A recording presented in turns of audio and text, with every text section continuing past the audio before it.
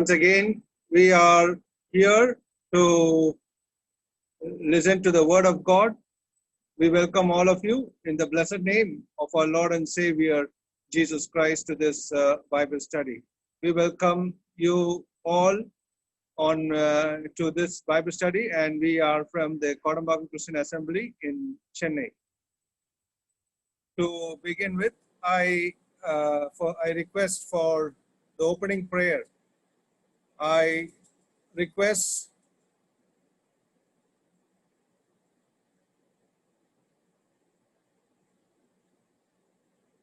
Brother Manohar from Kovilpatti, Brother Manohar from Kovilpatti Brethren Assembly, to open with a word of prayer. Brother Manohar from Kovilpatti Brethren Assembly, please open with a word of prayer.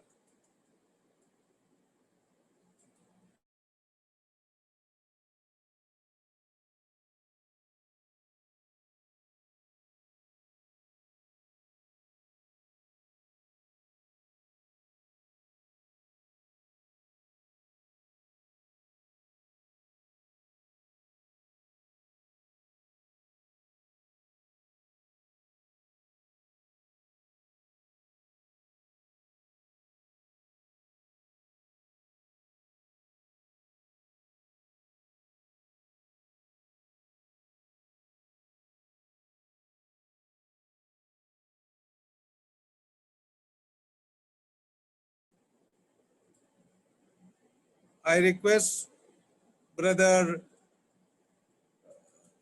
Reggie from Muscat to open with a word of prayer. Over to Brother Reggie in Muscat.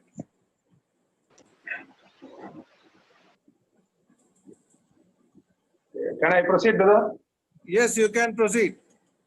Let us pray. Sovereign God and the loving Heavenly Father, as your dear children in this evening time, we draw into your presence. Thank you for taking care of us in the daytime. All throughout, Lord, your mercies were abundant upon all of us. From above, Lord, you set a watch over us and you protected us, especially at this event and time when the world is passing through. Father God, you have poured all your mercies and care upon us and kept us safe wherever we are. Above all these things, you are providing your word, your powerful word of comfort and solace, and strengthening us from day to day. We thank you for that. Father God, in this evening time again, we would like to spend a little time in your precious presence. We would like to listen to your glorious word, Lord. Father God, we bow our heads down and sit in your presence in fear and trembling before thy holiness, because it is thy word, Lord. We in reverence ask thee to speak unto us, that your word may enter into our hearts and it may work in us, Lord, and it may produce fruit towards that. And Lord, you are preparing your children and sending your word to us. We thank you for that. Father God, we give before thee this precious session, and we ask for thy grace and mercy over it, the singing session as well as the message session. Father God, we pray that thou may from above bless and give unto us. Take all honor and glory unto thyself. Thank thee for all the dear ones who are present. We pray that this app may function well throughout, and we may have a blessed evening in this very hour. Thank thee for hearing our prayer. We submit before thee all glory and honor, and ask this humbly in the most precious name of our Lord and Savior, Jesus Christ. Amen. Thank you, Brother Reggie from Oman. Now we are going into the next session. That is the singing session that will be done by my family here, and over to my family for the singing session.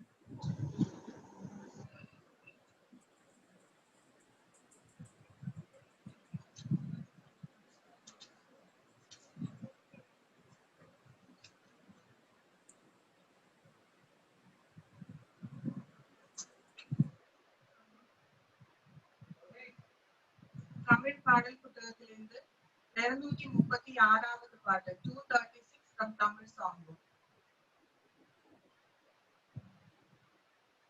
கர்த்தரே என் துணையாய் நீர் நித்தமும் கர்த்தரே என் துணையாளி. எத்தனை இடங்கள் வந்து சேர்ந்தாலும் கர்த்தரே அடைக்கலமாயினார். எத்தனை இடர் வந்து சேர்ந்தாலும் கர்த்தரே அடைக்கலமாயினார். அனுபவங்களில் இவர் கூர்ந்து என் உலகில் இவர் சிறந்தவர். கர்த்தரே என் துணையாளி, நித்தமும் என் நிழலாளி. கர்த்தரே என் துணையாளி.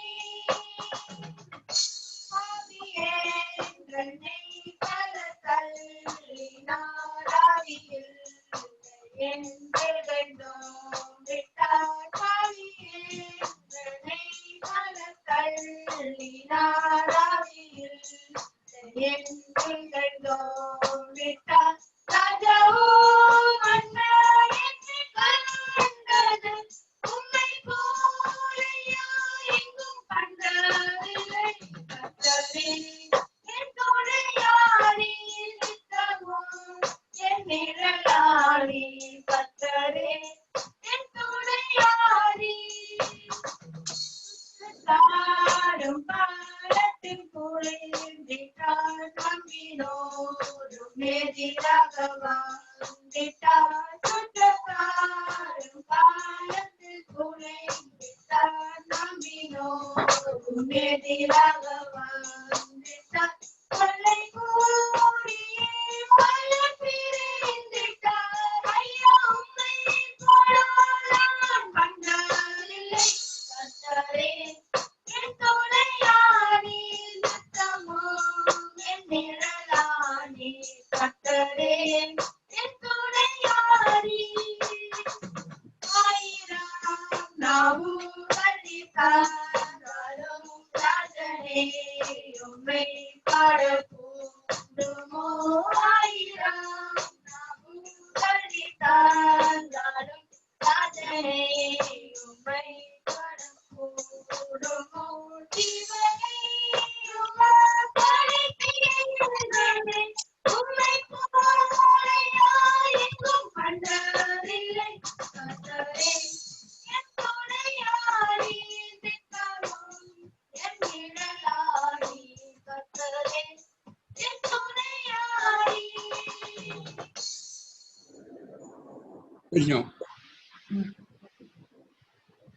அடுத்ததாக 515வது பாட்டு 515 from Tamil song.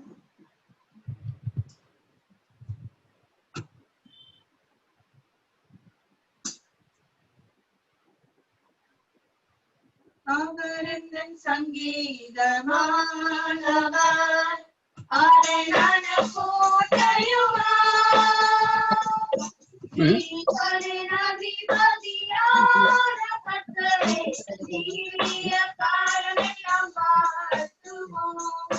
ஜீவனின் அதிபதியான கர்த்தரை தீய காலமெல்லாம் வாழ்த்துவோம்.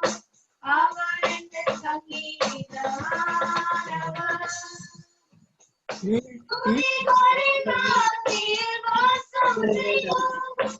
பாடல் எங்களுக்கு சத்தம் கேட்கல. பாடல் சத்தமே கேட்கல. என்ன தெரியல, நெட்டு கிளியரா இருக்கு. அதை கொஞ்சம் பாருங்க.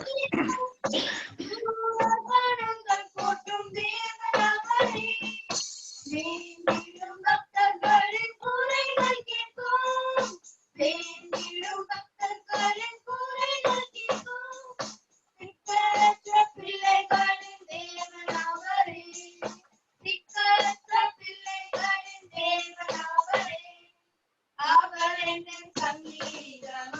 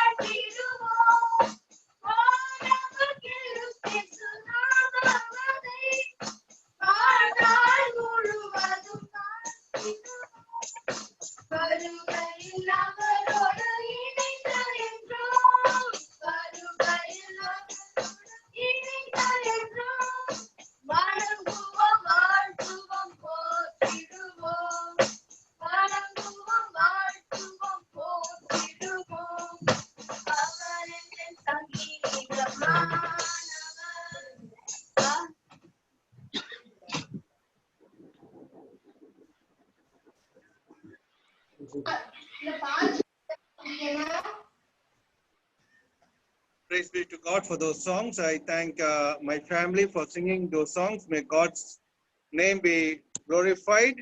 And we once again welcome all of you in the blessed name of our Lord and Savior, Jesus Christ.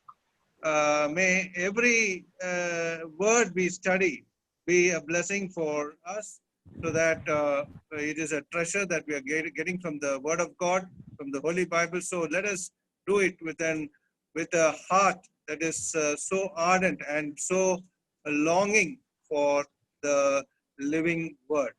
Now today we have also today we have with us Brother Kumaravel from Royapuram Christian Assembly, and we in Chennai, and we praise God for him for having accepted our invitation. And also yesterday he had given a good expounding from the Word of God from Psalm 46, and that was a special psalm during these days of COVID, during these difficult days across, not only in Tamil Nadu, across globe. And we thank God for the word that has come as an encouragement to each one of us, so that we would do the right thing in the eyes of the Lord. Now, yesterday, the word that has had been spoken very much and was dealt was from Psalm 46 and verse 1. God is our refuge. God is our refuge and strength.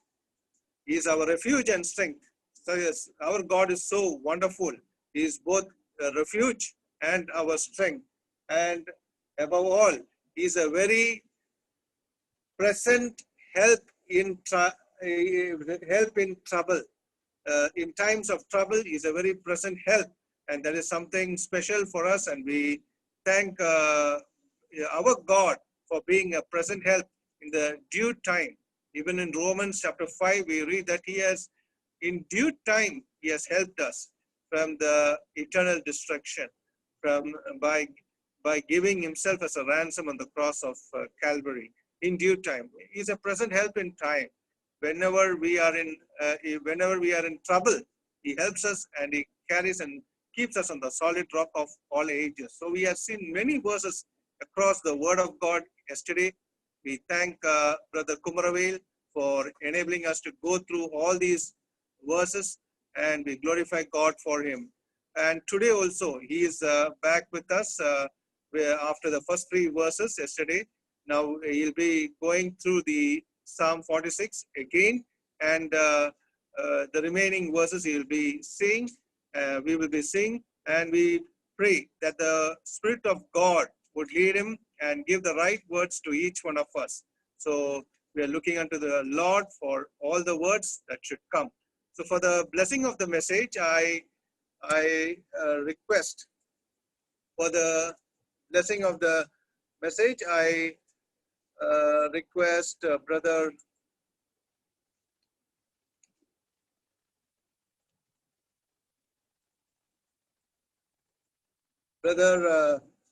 Shankar from Pondicherry to please pray with for the blessing of the message.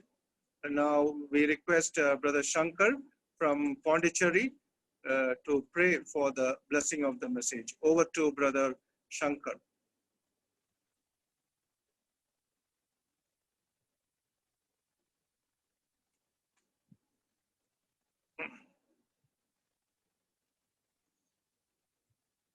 Brother Shankar.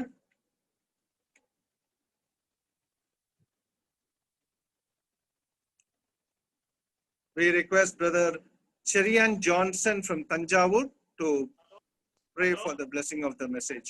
Over to Brother Cherian Johnson.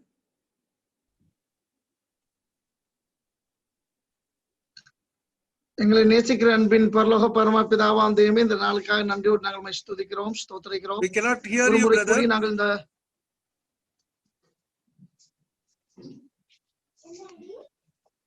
நல்ல பிதாவே இந்த நாளுக்காக ஸ்தோத்திரம். மறுபடியும் நாங்கள் உம்முடைய சமூகத்துல நாங்கள் கடந்து வருகிறோம். நேற்றைய தினத்திலே சங்கீதம் 46 முதல் 3 வசனங்கள் இருந்து தேவ ஆவியானவர் உம்முடைய தாசன் மூலமாக எங்களோடு கூட நீர் பேசிக்கொண்டு இருந்தீர், அதற்காக நன்றி. மறுபடியுமாக உம்முடைய தாசனை உம்முடைய திருக்கரங்களை நாங்கள் ஒப்படைக்கிறோம். கர்த்தாவே, நீர் மறுபடியும் அந்த சங்கீதத்திலிருந்து தொடர்ச்சியாக பேச இருக்கிறீர். ஆவியானவர் தாமே அவரை நிறைத்து எங்களோடு நீர் பேச போகிறதற்காக ஸ்தோத்திரம். எங்களுடைய இருதயத்தின் ஆழத்தை, இருதயத்தின் கண்கள் திறக்கப்பட, செவி திறக்கப்பட, கர்த்தாவே நாங்கள் ஒவ்வொரு நாளும் உம்முடைய வசனத்துல உம்முடைய வசனத்தின்படி நாங்கள் மாறணும். உம்முடைய சித்தம்படி, உம்முடைய வசனம் என்ன சொல்லுகிறோ அதன்படி நாங்க ஜீவிக்கணும். இந்த பூமியில, இந்த இக்கட்டான சூழ்நிலையில எங்களுக்கு கர்த்தர் நீர் மட்டும்தான் உதவி, நீர் மட்டும்தான் எங்களுக்கு சகாயர், நீர் மட்டும்தான் எங்களுக்கு கோட்டை, அரணான ரட்சிப்பும் மாணவராய் இருக்கிறீர். அதற்காக ஸ்தோத்திரம். உம்முடைய மகனை கொண்டு பிதாவே உம்முடைய வசனத்திலிருந்து எங்களோடு கூட பேசி எங்களை தைரியப்படுத்தும். இந்நாட்களில் உம்முடைய வசனத்திலிருந்து எங்களை தைரியப்படுத்தி எங்களை நம்பிக்கையோடு இந்த பூமியிலே வைத்திருக்கிறீர், நீர் வருவீர் என்கிற நம்பிக்கையோடு நாங்கள் இந்த பூமியில ஆவலோடு காத்திருக்கிறோம். பிதாவே, எல்லாம் திருப்பாத்துல வைக்கிறோம். இந்த இன்டர்நெட் வழியாக அறிவித்து வருகிற இந்த செய்தி அநேகருக்கு பிரயோஜனமாக, எங்களுக்கு மாத்திரமல்ல, இதன் மூலம் காணுகிற, அதே போல GLMK டிவி மூலமாக காணுகிற எல்லா தேவ பிள்ளைகளும் இந்த வசனத்தினால ஆசீர்வதிக்கப்பட கர்த்தர் கிருபை செய்தரும். உம்முடைய தாசனை மறுபடியும் நாங்கள் உம்முடைய திருக்கரங்களை ஒப்படைக்கிறோம். ஆவியான தாம் எங்களோடு கூட பேசும். உம்முடைய நாம மாத்திரம் மகிமைப்படட்டும். எங்களுக்கல்ல உம்முடைய நாமத்திற்கே மகிமை வரட்டும். எங்களுடைய ஜெபத்தை கேட்டதற்காக ஸ்தோத்திரம். கர்த்தராகிய இயேசு கிறிஸ்துவின் அதி பரிசுத்த நாமத்தில் பணிவோடு ஜெபிக்கிறோம் ஜீவனுள்ள பிதாவே, ஆமென். Thank you, brother, for the prayer. May God bless you. And now we are eagerly waiting for the message. So we are going straight to the message.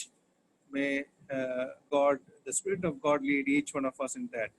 Over to Brother Kumaravel right now. கர்த்தராகிய இயேசு கிறிஸ்துவின் நாமத்திலே என்னுடைய வணக்கத்தையும் வாழ்த்திலையும் உங்களுக்கு தெரிவித்துக் கொள்கிறேன். பிரியமானவர்களே, நேற்றைய தினத்திலே நாம் 46ஆம் சங்கீதத்தை சிந்திக்க ஆரம்பித்தோம். இது ஒரு அருமையான ஒரு சங்கீதம். விசேஷமாக மார்ட்டின் லூத்தர் அவர்களுக்கு விசேஷமாக சங்கீதமாக இது இருந்திருக்கிறது. அவருக்கு மட்டுமல்ல, இந்த கடினமான நாட்களிலே, விசேஷமாக சென்னையில வாழக்கூடிய மக்களுக்கு இது கடினமான ஒரு வேலை. தினந்தோறும் ஆயிரக்கணக்கான மக்கள் இந்த தொற்றினாலே பாதிக்கப்படுகிறார்கள். அநேகர் இந்த உலகத்தை விட்டு கடந்து போகிறார்கள். யாருக்கு தொற்று இருக்கிறது, எந்த நமக்கு வருமா வராதா என்றெல்லாம் எந்த ஒரு நிச்சயமற்ற ஒரு நிலைமையிலே நாம் சென்னையில வாழ்ந்து கொண்டிருக்கிறோம். கர்த்தருக்கு ஸ்தோத்திரம். தமிழ்நாட்டினுடைய மற்ற பகுதியிலே எவ்வளவு பாதிப்பு இல்லை, சென்னையில வாழ்கிறவர்களுக்கு தான் தெரியும். ஒவ்வொரு நாளும் எவ்வளவு கடினமான ஒரு நாளாக ஒவ்வொரு நாளையும் நாம் கடத்தி கொண்டிருக்கிறோம் என்று நாம் அறிந்திருக்கிறோம். பிரியமானவர்களே, இந்த கடினமான வேளையிலே கர்த்தருடைய வார்த்தை மாத்திரமே நம்மை தேற்றக்கூடியதாக, ஆற்றக்கூடியதாக, நம்மை பலப்படுத்தக்கூடியதாக இருக்கிறது. நான் ஏற்கனவே சொன்னேன், நான் ஏன் இந்த 46ஆம் சங்கீதத்தை தெரிந்து கொண்டேன் என்று. ஒரு நாளிலே, சமீபத்திலே, ஒரு சில நாட்களுக்கு முன்பதாகத்தான் கர்த்தர் ஒரு நாள் காலை வேளையிலே இந்த 46ஆம் சங்கீதம் இன்றைக்கு என்னுடைய தியானமாக இருந்தது. அதிலிருந்து கர்த்தர் என்னோடு தெளிவாக பேசினார், என்னை அதிகமாக பலப்படுத்தினார். ஆகவே கர்த்தர் என்னோடு கூட பகிர்ந்து கொண்ட காரியங்களை, கர்த்தர் என்னை பலப்படுத்தின அந்த சங்கீதத்தை கொண்டு நான் உங்களோடு கூட பகிர்ந்து கொள்ள விரும்புகிறேன். ஆகவே தான் இந்த 46ஆம் சங்கீதத்தை நான் தெரிந்து கொண்டேன். இன்றைக்கு கூட அந்த முழு சங்கீதத்தை நாம் வாசிக்கலாம். 11 வசனங்கள் தான் இருக்கின்றன. ஆகவே நாம் அதை வாசிக்கலாம். 46ஆம் சங்கீதம். தேவன் நமக்கு அடைக்கலமும் பலனும் ஆபத்து காலத்தில் அனுகூலமான துணையுமானவர். ஆகையால் பூமியின் நிலை மாறினாலும், மலைகள் நடு சமுத்திரத்தில் சாய்ந்து போனாலும், அதன் ஜலங்கள் கொந்தளித்து பொங்கி அதன் பெருக்கினால் பர்வதங்கள் அதிர்ந்தாலும் நாம் பயப்படோம். ஒரு நதி உண்டு, அதன் நீர்த்தாள்கள் தேவனுடைய நகரத்தையும் உன்னதமானவர் வாசம் பண்ணும் பரிசுத்த ஸ்தலத்தையும் சந்தோஷிப்பிக்கும். தேவன் அதன் நடுவில் இருக்கிறார், அது அசையாது. அதிகாலையிலே தேவன் அதற்கு சகாயம் பண்ணுவார். ஜாதிகள் கொந்தளித்தது, ராஜ்யங்கள் தத்தளித்தது. அவர் தமது சத்தத்தை முழங்க பண்ணினார். பூமி உருகி போயிற்று. சேனைகளின் கர்த்தர் நம்மோடு இருக்கிறார். யாக்கோபின் தேவன் நமக்கு உயர்ந்த அடைக்கலமானவர். பூமியிலே பாழ் கடிப்புகளை நடப்பிக்கிற கர்த்தருடைய செய்கைகளை வந்து பாருங்கள். அவர் பூமியின் கடைமுனை மட்டும் யுத்தங்களை ஓய பண்ணுகிறார். வில்லை ஒடித்து ஈட்டியை முறிக்கிறார். ரதங்களை நெருப்பினால் சுட்டரிக்கிறார். நீங்கள் அமர்ந்திருந்து நானே தேவன் என்று அறிந்து கொள்ளுங்கள். ஜாதிகளுக்குள்ளே உயர்ந்திருப்பேன், பூமியிலே உயர்ந்திருப்பேன். சேனைகளின் கர்த்தர் நம்மோடு இருக்கிறார். யாக்கோபின் தேவன் நமக்கு உயர்ந்த அடைக்கலமானவர். சேலா. பிரியமானவர்களே, இந்த சங்கீதத்திலே 3 முறை சேலா என்ற வார்த்தை வருகிறது. இது ஒரு பாடல். நமக்கு எல்லாருக்குமே நன்றாக தெரியும், சங்கீதங்கள் எல்லாமே பாடல்கள் தான். இந்த சேலா என்று வரும்போது என்ன, நின்று சிந்தித்து பாருங்கள் என்ற அர்த்தமுடையதா இருக்கிறது. ஆகவே இந்த பாடலை தொடர்ந்து பாடிக்கொண்டிருக்க கூடாது. ஒரு இடத்துல நிறுத்தி அந்த சொல்லப்பட்ட வரிகள் வரை நிறுத்தி சிந்தித்து பார்க்க வேண்டும். அதற்காகத்தான் இடையிலே சேலா சேலா என்ற வார்த்தை வருகிறது. நேற்றைக்கு முதலிலே சொல்லப்பட்ட சேலா, அந்த 3 வசனங்களுக்கிடையே வரக்கூடிய அந்த சேலாவை நாம் சிந்தித்தோம். பிரியமானவர்களே, இந்த சங்கீதத்தினுடைய பின்னணியத்தை குறித்து நான் நேற்றைக்கு சொன்னேன். இது எசேக்கியா ராஜாவுக்கு விரோதமாக அசீரிய ராஜாவாகிய செனகரிப் ராஜா படையெடுத்து வந்த சந்தர்ப்பத்திலே எழுதப்பட்ட ஒரு சங்கீதம் இது. எசேக்கியா ராஜாவாக இருந்தாலும், அவனிடத்திலே படைகள் இருந்தாலும், எதிரி நாட்டு ராஜாவாகிய அசீரியாவை எதிர்கொள்ள தனக்கு பலன் இல்லை என்று அவனுக்கு நன்றாக தெரியும். பிரியமானவர்களே, நாமும் யுத்த மேகங்கள் சூழ்ந்திருக்கிற ஒரு நிலைமையில இருக்கிறோம். இந்தியாவுக்கு விரோதமாக சீனா ஏற்கனவே போர் தொடுக்கக்கூடிய ஒரு நிலைமையில இருக்கிறது. சீனாவோடு ஒப்பிட்டு பார்த்தால் இந்தியா படை பலத்திலே குறைந்ததாகத்தான் இருக்கிறது. பிரியமானவர்களே, ஏற்கனவே ஏறக்குறைய எசேக்கியா நாட்களில் இருப்பதை போலவே நாமும் இருக்கிறோம். யுத்த மேகங்கள் நம்மை சூழ்ந்திருக்கிறது. யோசிச்சு பாருங்கள், இப்படிப்பட்ட நிலைமையிலே எசேக்கியா ராஜா இருக்கும்போது எசேக்கியா ராஜாவுக்கு அச்சுறுத்தல் வருகிறது. ரப்சாக்கே என்பவன் மூலமாக பயமுறுத்தல் வருகிறது. பிறகு அந்த செனகரிப் ராஜா கடிதம் எழுதுகிறான். முதலிலே வார்த்தைகள் மூலமாக பயமுறுத்தினான், பிறகு எழுத்தின் மூலமாக பயமுறுத்தினான்.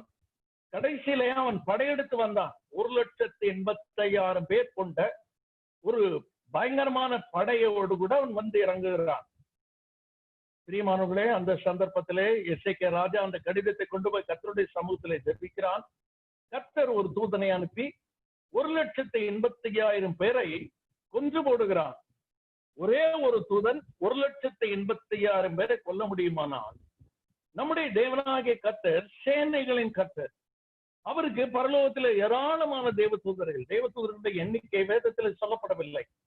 அவருக்கு பிரதான தூதர் இருக்கிறார். நிறைய தூதர்களிலே ஹைரார்கி, அந்த அதிகார வரிசையெல்லாம் இருக்கிறார்கள். ஒவ்வொரு தூதனுக்கு ஒவ்வொரு விதமான வேலைகளை ஆண்டவர் வைத்திருக்கிறார். ஒரு தூதனாலே இவ்வளவு பெரிய பராக்கிரமம் செய்ய முடியுமானால், அவர்களை எல்லாம் படைத்து அவர்களின் கர்த்தராக இருக்கிற ஆண்டவர் எவ்வளவு வல்லமை உடைய தேவன். ஆகவேதான் தேவன் நமக்கு அடைக்கலமும் பலனும், ஆபத்து காலத்தில் அனுகூலமான துணையமானவர். என்னுடைய பலம் படையில் இல்லை என்று எசேக்கியா சொல்லுகிறார். என்னுடைய பலன் கர்த்தர். பிரியமானவர்களே, இதை நேற்றைக்கு நாம் சிந்தித்தோம். இன்றைய தினத்திலே 4ஆம் வசனத்திலிருந்து 7ஆம் வசனம் வரை 2வது சேலா இருக்கிறது.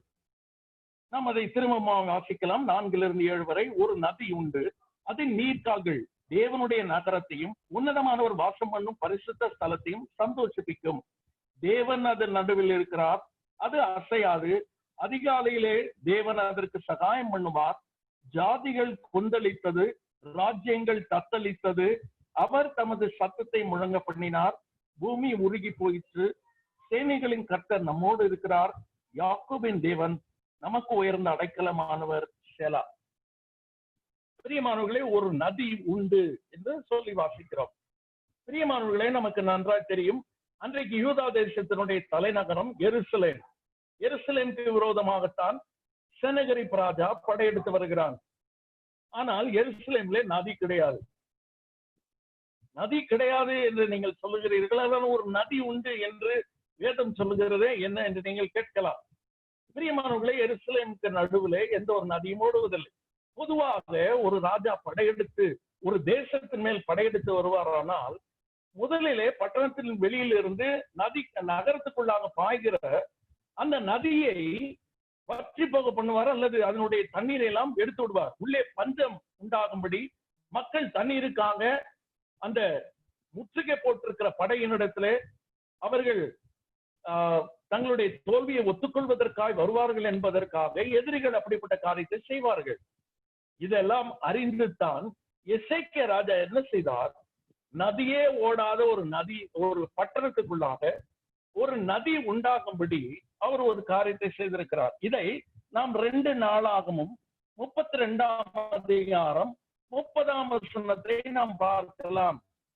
2 நாளாகமும் 32ஆம் அதிகாரம் 30ஆம் வசனத்தை பார்ப்பீர்களானால் இந்த நதி உண்டாவதற்கு இவர் என்ன செய்தார் என்பதை நாம் படிக்க முடியும். 32ஆம் அதிகாரம் 2 நாளாகமும் 30ஆம் வசனம்.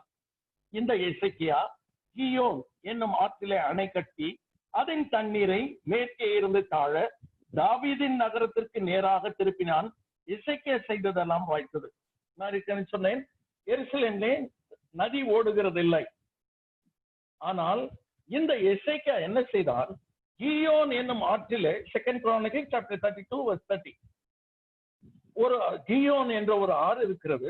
அதிலே ஒரு அணையை கட்டி அதனுடைய தண்ணீரை தாழ தாவீதின் நகரத்துக்கு நேராக திருப்பினான்.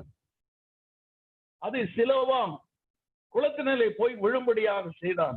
ஆகவே எதிரி நாட்டு ராஜா அது பைப்பு அதனுடைய அந்த குழாய் எல்லாம் தரைக்கு கீழாக பதிர்த்திருந்தான். ஆகவே எதிரி நாட்டு ராஜா அதுக்கு உள்ளாக தண்ணீர் ஓடுகிறது தெரியாது, அது மறைந்திருக்கிறது. அவன் எந்த விதமாக இந்த எசேக்கியா ராஜா தண்ணீரை திருப்பினான் என்றால், பூமிக்கு கீழாக அந்த பதித்து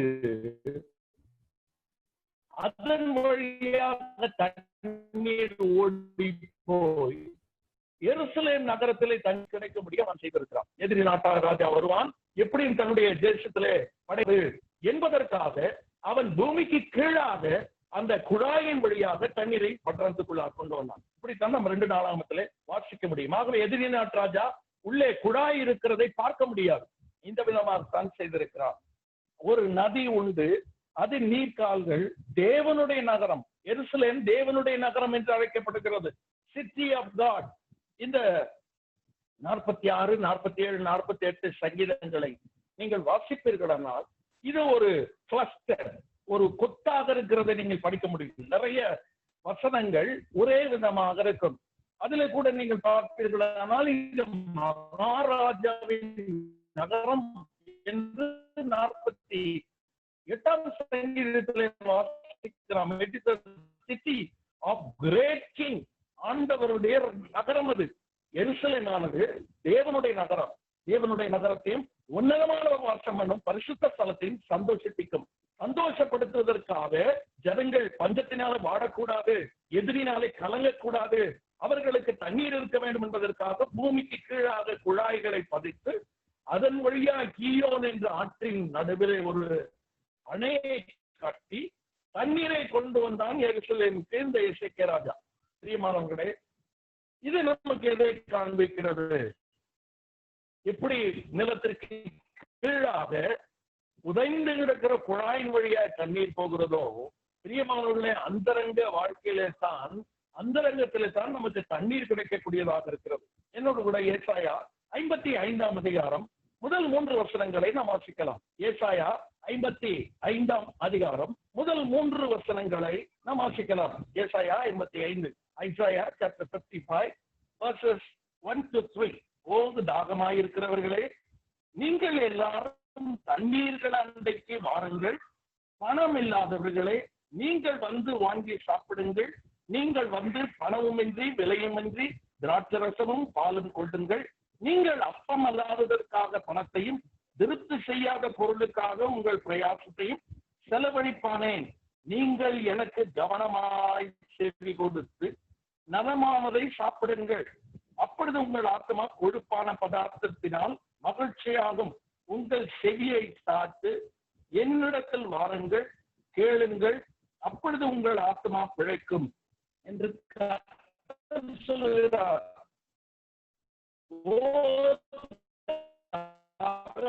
இருக்கிறவர்களே, நீங்கள் எல்லாரும் தண்ணீர்கள் அண்டை வாருங்கள். ஆண்டவர் யாரிடத்துல கூப்பிடுகிறார்? தன்னிடத்துல வரும்படியாக கூப்பிடுகிறார். தாகமாயிருக்கிறார்கள், நீங்கள் தண்ணீர்கள் அண்டையில் அல்லவா வர வேண்டும். தாகமாயிருக்கிறவர்கள் எங்கே போக வேண்டும்? தண்ணீர்களிடத்திலே போக வேண்டும். நீங்கள் அப்பம் இல்லாததற்காக பணத்தையும் திருப்தி செய்யாத பொருளுக்காகவும் உங்கள் பிரயாசத்தை செலவழிப்பானே. நீங்கள் வந்து வாங்கி சாப்பிடுங்கள், பணமும் விலையும் இன்றி திராட்சையும் பாலும் கொள்ளுங்கள், பணம் கிடையாது, இலவசமாய் தருகிறேன் என்று ஆண்டவர் அழைக்கிறார். பிரியமானவர்களே, விசுவாசிகளாகி நாம் கூட அநேக நேரங்களிலே பல காரியங்களுக்கு தாகமாயிருக்கிறோம். ஆண்டவர் சொல்லுகிறார், நீங்கள் தாகமாய் இருக்கும் போது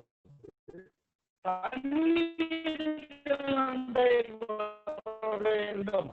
நீங்கள் என்ன சொல்லுங்கள்? எனக்கு கவனமாய் செவி கொடுத்து. அப்படித்தான் கர்த்தர் சொல்லுகிறார். அப்படியானால் தண்ணீர்கள் அண்டையில் என்று சொல்லும் போது அவரிடத்துல வரும்படி சொல்லுகிறார். நீங்கள் எனக்கு கவனமாய் செவி கொடுத்து நலமானதை சாப்பிடுங்கள், அப்பொழுது உங்கள் ஆத்மா கொழுப்பானதான் நம்மை திருப்தி செய்யக்கூடியவர், நம்முடைய ஆத்ம தாகத்தை தணிக்கக்கூடியவர். இன்றைக்கு விசுவாசிகள் கூட அநேக நேரங்களிலே ஆண்டவரோடு கூட நேரத்தை செலவழிப்பதில்லை. ஆண்டவர் சொல்கிறார், அப்பம் இல்லாததற்காக எதற்கு பணத்தை செலவழிக்கிறீர்கள்? திருப்தி செய்யாத பொருளுக்காக உங்கள் பிரயாசத்தை செலவழிப்பானேன். வீணான காரியங்களுக்கு நேரத்தை செலவழித்துக் கொண்டிருக்கிறீர்கள். உங்களை திருப்தி செய்யாத காரியங்களுக்கு நேரத்தை செலவழித்துக் கொண்டிருக்கிறீர்கள். நீங்கள் என்னிடத்தில் வாருங்கள். எப்படி குழாய் கீழே பதிக்கப்பட்டிருக்கிறதோ அதே போல அந்தரங்கத்திலே தேவனோடு நேரத்தை செலவழிக்கும் போது மட்டும்தான் நம்முடைய ஆத்மா திருப்தியாகும், நீங்கள் மகிழ்ச்சியாகுவீர்கள். அதனால்தான் தாவீது இந்த காரியத்தை நன்றாய் அறிந்து 16ஆம் சங்கீதம் 11ஆம் வசனத்திலே நம்முடைய சமூகத்தில் பரிபூர்ண ஆனந்தமும் நம்முடைய வலது பாரசத்தில் நித்திய பேரின்பமும் உண்டு என்று சொல்லுகிறார். யாரிடத்திலே பரிபூர்ண ஆனந்தம்? நம்முடைய சமூகத்திலே பரிபூர்ண ஆனந்தம், நம்முடைய வலது பாரசத்தில் நித்திய பேரின்பமும் உண்டு. சேனைகளின் கர்த்தாவே, உமது வாசஸ்தலங்கள் எவ்வளவு இன்பமானவைகள். 1000 நாளை பார்க்கிலும் உம்முடைய பிரகாரங்களுக்குள் செல்லும் ஒரு நாள் அல்லது ஆகாமிய கூடாரங்களில் வாசமாயிருப்பதை பார்க்கிலும் என் தேவனுடைய ஆலயத்தின் வாசலில் காத்திருப்பதை தெரிந்து கொள்வேன் என்று சங்கீதக்காரன் சொல்கிறார். அவர்களெல்லாம் நன்றாய் அறிந்து கொண்டார்கள், கர்த்தருடைய சமூகம் மட்டுமே நமக்கு இளைப்பாறுதல் கொடுக்கக்கூடிய இடம், கர்த்தருடைய சமூகம் மட்டுமே நம்முடைய ஆத்மாவுக்கு மகிழ்ச்சியை கொடுக்கக்கூடிய இடம். ஆனால் இன்றைக்கு விசுவாசிகள் அநேகர், பிரியமானவர்களே, நேரத்தை ஆண்டவர் சமூகத்தில் நாம் செலவழிக்கிறதில்லை, ஆண்டவருக்கு கவனமாக நாம் செவி கொடுப்பதில்லை. நம்மை திருப்தி செய்யாத பொருளுக்காக, பிரியமானவர்களே, நம்முடைய பசியை போக்காக, நம்முடைய தாகத்தை தணிக்காத அநேக காரியங்களோடு கூட நேரத்தை செலவழித்துக் கொண்டிருக்கிறோம். நாம் ஒரு பாடலை பாடுவது உண்டு. திருப்பாதத்தில் தங்கும் போதெல்லாம் பேர் ஆனந்தம் காண்கிறேன், உம்மை நோக்கி வேண்டுதல் செய்கையில் மெய் சந்தோஷமாகிறேன். திருப்பாதத்தில் தங்கும் போதெல்லாம் பேரானந்தம் காண்கிறேன், உம்மை நோக்கி வேண்டுதல் செய்கையில் மெய் சந்தோஷமாகிறேன். இன்னும் கிட்ட கிட்ட என்று அந்த பக்தன் பாடுகிறார். பிரியமானவர்களே, கர்த்தருடைய சமூகத்திலே தான் அவர்தான் நம்மளுக்கு மெய்யான ஜீவநதி. நான் 3 வசனங்களை உங்களுக்கு சுட்டி காண்பிக்க விரும்புகிறேன். திரியேக தேவன் நமக்கு ஜீவ நதியாக இருக்கிறார், நம்முடைய தாகத்தை தீர்க்கக்கூடிய தண்ணீராக இருக்கிறார். தேவனே தன்னை குறித்து சொல்லியிருக்கிறார். வாசிக்கலாமா? 3 இடங்களிலே, குறைந்தது 3 இடங்களிலே திரியேக தேவனும் தன்னை குறித்து ஜீவ நதியாக சித்தருக்கு சொல்லியிருக்கிறார்கள். வாசிக்கலாம். முதலிலே எரேமியா 2ஆம் அதிகாரம் 13ஆம் வசனம். Jeremiah chapter 2 verse 13. எரேமியா 2ஆம் அதிகாரம் 13ஆம் வசனம். இங்கே பிதாவாகிய தேவன் தன்னை குறித்து சொல்லுகிறார். என்ன சொல்லுகிறார்? என் ஜனங்கள் 2 தீமைகளை செய்தார்கள். 2 தீமை. என்ன? ஒன்று, ஜீவ தண்ணீர் ஊற்றாகி எண்ணெய் விட்டு விட்டார்கள்.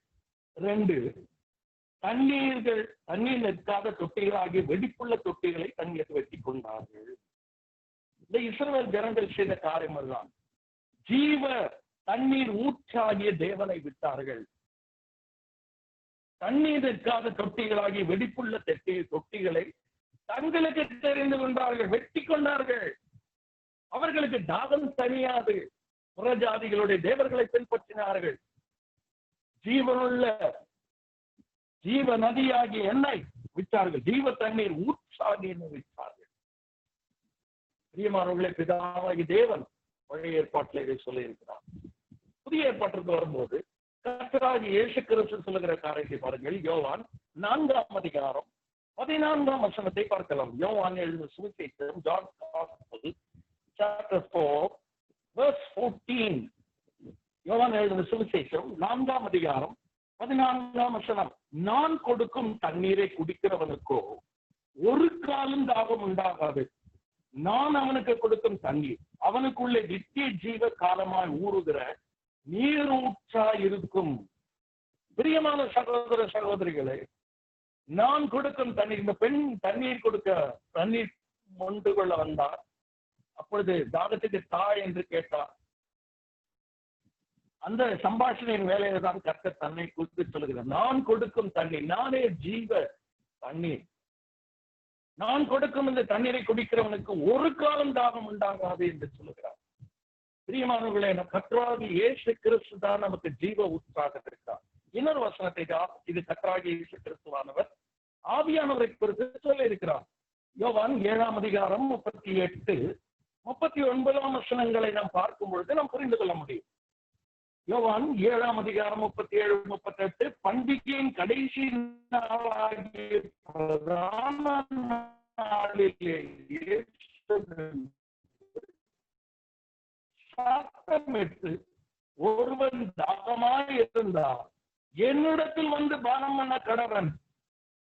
இப்படி பழைய ஏற்பாட்டிலே ஜீவ தண்ணீர் ஊற்றாக என்னை விட்டார்கள் என்று தேவன் சொன்னாரோ, அதே விதமாக தாகமாயிருக்கிறவர்களே என்னிடத்துல வாருங்களே என்று கூப்பிட்டதை போல கர்த்தராகிய இயேசு கிறிஸ்துவானவர் ஒருவன் தாகமாக இருந்தால் என்னிடத்தில் வந்து பானம் பண்ண கடவன். வேத வாக்கியம் சொல்லுகிறபடி என்னிடத்தில் விசுவாசமாய் இருக்கிறவன் எவனோ அவன் உள்ளத்தில் தம்மை விசுவாசிக்கிறவர்கள் அடைய போகிற ஆவியை குறித்து இப்படி சொன்னார். பார்த்தீங்களா? ஆவியானவரை குறித்து கர்த்தராகிய இயேசு கிறிஸ்துவானவர் பேசுகிறார். ஆகவே பிதாவாகிய தேவன் நமக்கு ஜீவ தண்ணீர் ஊற்றாக இருக்கிறார். கர்த்தராகிய இயேசு கிறிஸ்து தாகமாய் இருந்தால் அவரிடத்தில் வரும்படி சொல்லுகிறார். அவர் கொடுக்கிற தண்ணீர் தான் நம்முடைய தாகத்தை தீர்க்கக்கூடியது. ஒரு காலம் தாகம் உண்டாகாமல் இருக்கக்கூடிய ஜீவ தண்ணீர். பிறகு பரிசுத்த ஆவியானவர், இவரை குறித்து சொல்லப்பட்டிருக்கிறார். பிரியமானவர்களே, நம்முடைய தேவன் நம்மை எப்படி படைத்திருக்கிறார் என்றால், நமக்குள்ளாக ஒரு வெறுமை இருக்கிறது. எல்லா மனதிலும் பெருமை இருக்கிறது. அந்த வெறுமையை தேவன் மட்டுமே நிரப்ப முடியும். உலகத்தில் இருக்கக்கூடிய பணமோ புகழோ அந்தஸ்தோ நம்முடைய ஸ்தானங்களோ ஒருபோது நிரப்ப முடியாது. இதை விசுவாசிகளாக நாமே அநேக நேரங்கள்ல மறந்து போகிறோம். அதனால்தான் இன்னைக்கு உலகத்திலே பாருங்கள், வாலிபர்கள், பணபலம் படைத்தவர்கள் புகழின் உச்சியிலே தற்கொலை செய்து கொள்கிறார்கள். அவர்களுக்கு என்ன இல்லை? வாலிபம் இருக்கிறது, ஆரோக்கியம் இருக்கிறது, உடல் பலம் இருக்கிறது, பணம் இருக்கிறது, புகழ் இருக்கிறது, ரசிகைகள் கூட்டம் இருக்கிறது, உலகத்தின் இன்பம் இருக்கிறது. ஆனால் உள்ளத்திலே நிறைவு இல்லை. தற்கொலை, எத்தனை நடிகை தற்கொலை செய்து கொண்டே இருக்கிறார்கள். தங்களுடைய வாலிப பருவத்திலே புகழின் உச்சியில் இருக்கும் போது செய்து கொண்டார்கள். பிரியமானவர்களை, விசுவாசிகளாகிய நாம் ஒருபோதும் நம்முடைய ஆத்ம தாகத்தை தீர்ப்பதற்கு தேவையில்லாத பொழுதுபோக்குகளை, ஆண்டவருக்கு விருப்பம் இல்லாத பொழுதுபோக்குகளில் நேரத்தை செலவழிப்பதை பிரியமானவர்களை நாம் தவிர்க்க வேண்டும். இந்த லாக்டவுன் பீரியட் ஆண்டவர் நமக்கு கொடுத்திருக்கிற அருமையான ஒரு வேளை. கர்த்தருடைய பாதத்திலே உட்கார்ந்து ஆண்டவர் சமூகத்திலே நேரத்தை செலவழிப்பதற்கு, அவருக்கு செவி கொடுப்பதற்கு நாம் நேரத்தை செலவழிக்க வேண்டியவர்களாக இருக்கிறோம். பிரியமானவர்களே, நேரம் விலையேற பெற்றது. இப்படிப்பட்ட ஒரு காலம் ஒருபோதும் நமக்கு கிடைக்காது. பிரியமானவர்களே, சென்னையிலே வருடா புயல் வந்த போதும்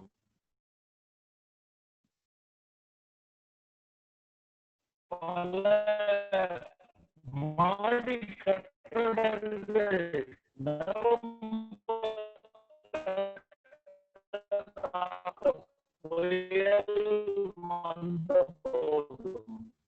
அரசு நிறுவனங்களுக்கு விடுமுறை கொடுக்கவில்லை. நாங்கள் எல்லாம் வேலைக்கு போனோம். ஆனால் 50 நாட்கள் விடுமுறை கொடுத்த நேரம் இந்த லாக்டவுன் பீரியட் தான். ஒரு நாள் கூட மறைத்து போனால் ஒழிய பந்து காலத்திலும் நாங்கள் வேலைக்கு போயிருக்கிறோம். ஆனால் 50 நாட்கள் கிடைத்தது விடுமுறை. பிரியமானவர்களே, நமக்கு இருக்கக்கூடிய இந்த நேரம், இதை நாம் எப்படி செலவழிக்கிறோம்?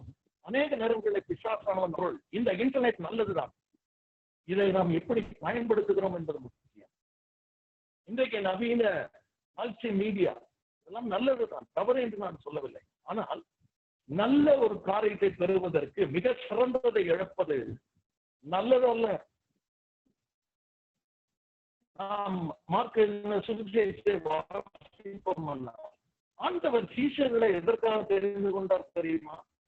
அவர்கள் தம்மோடு கூட இருக்கவும், தாம் அவர்களை பிரசங்கம் பண்ணும்படியாக அனுப்பவும், அவர்கள் தம்மோடு கூட இருக்க வேண்டும் என்பதுதான் ஆண்டவருடைய பிரதானமான நோக்கம். இன்னைக்கு நிறைய தேவனுடைய பிள்ளைகள், தேவனுடைய ஊழியர்கள், நான் பல ஊர்களுக்கு ஊழியத்திற்கு போகும்போது காண்கிறேன், ஜெபிப்பதே கிடையாது, வேதத்தை எடுத்து வாசிப்பதில்லை. துக்ககமான காரியம். நான் யாரையும் குற்றப்படுத்துவதற்கு இதை சொல்லவில்லை. நம்மை நாம் ஆராய்ந்து பார்க்க வேண்டும். பிரியமான சகோதரர் சகோதரிகளை, ஏன் இன்றைக்கு எழுப்புதல் இல்லை? ஏன் இன்றைக்கு ஆத்மாக்கள் ரட்சிக்கப்படுகிறது இல்லை?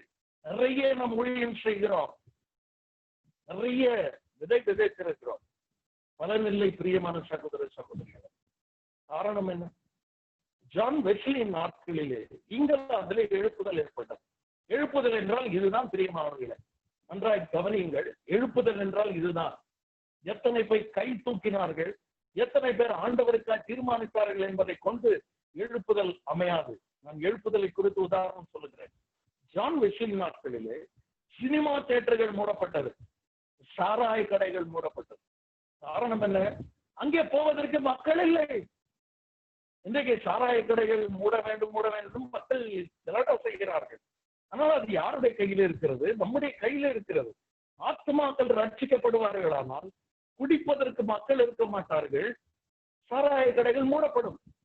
அதே போல சினிமா தியேட்டர்கள் மூடப்பட வேண்டுமானால் விசுவாசிக்கிறதாக நம்மை கொண்டு ஆண்டவர் ஊழியம் செய்யும் போது, ஆண்டவர் ஆத்மாக்களை ரட்சிக்கும் போது சினிமா பார்ப்பதற்கு மக்கள் இருக்க மாட்டார்கள். சினிமா தியேட்டர்கள் மூடப்படும். ஆனால் துக்ககரமான காரியம், இன்றைக்கு விசுவாசிகள் என்று அழைத்துக் கொள்ளுகிற அநேகர் சினிமா பார்க்கக்கூடியவர்களா இருக்கிறார்கள். எவ்வளவு துக்ககரமானது! நிறைய பேர் கேட்கிறார்கள், சினிமா பார்ப்பதில் என்ன தவறு இருக்கிறது? வெட்கம். ஒரு ஸ்திரீயை இச்சையோடு பார்க்கிற யவனம் அவளோடு கூட தன் இருதயத்திலே உபச்சாரம் செய்தாயிற்று. சினிமாவில் என்ன காட்டப்படுகிறது? அரைகிற உடையோடு நடனமாடுகிற ஆணையும் பெண்ணையும் ஆபாச காட்சிகளை பார்த்து கொண்டு பார்ப்பது என்ன தவறு? 3 மணி நேரம் பார்க்கிற அருமையான விசுவாசிகள் 3 மணி நேரம் ஆண்டவர் சமூகத்தில் உட்கார்வார்களா என்று பார்த்தால் இல்லை. சினிமா பார்க்கிற கண்கள் எப்படி ஆண்டவரை மகிமை பொருந்தினவராய் காண முடியும்? பிரியமானவர், நான் ஏன் இதை சொல்கிறேன்?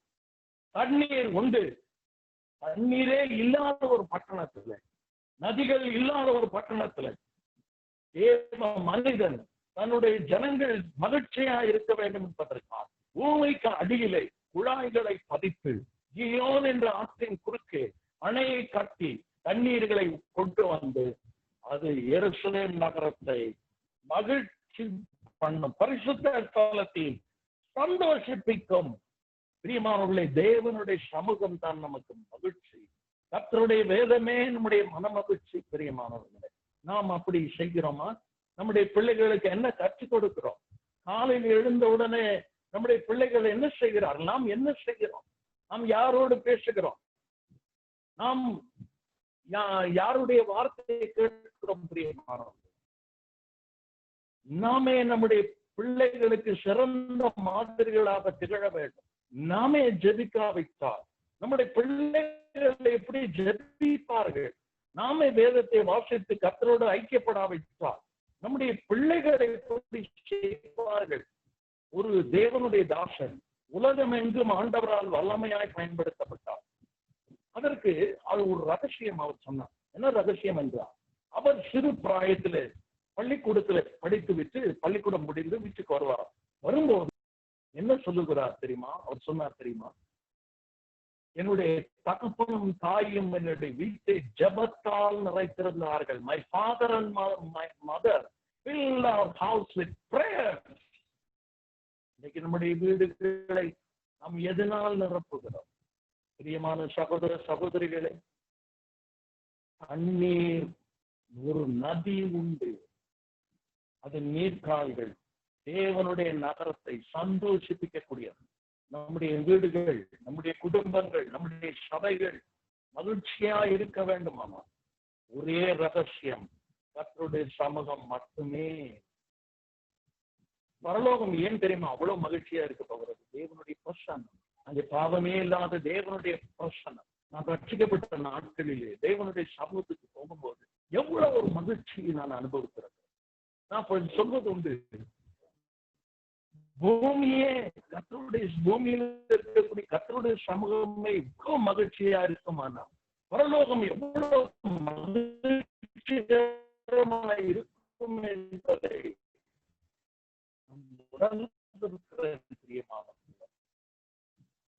அந்தரங்கத்திலே போகிற அந்த குழாயிலே தான் தண்ணீர் போகிறது. நம்முடைய அந்தரங்க வாழ்க்கை மிக மிக முக்கியமானது. அந்தரங்கத்திலே பார்க்கிற உங்கள் பிதா தாமே உங்களுக்கு வெளியரங்கமாய் பலன் அளிப்பா. இன்றைக்கு அநேகர் அந்தரங்கத்திலே செயல்பட விரும்புகிறதில்லை.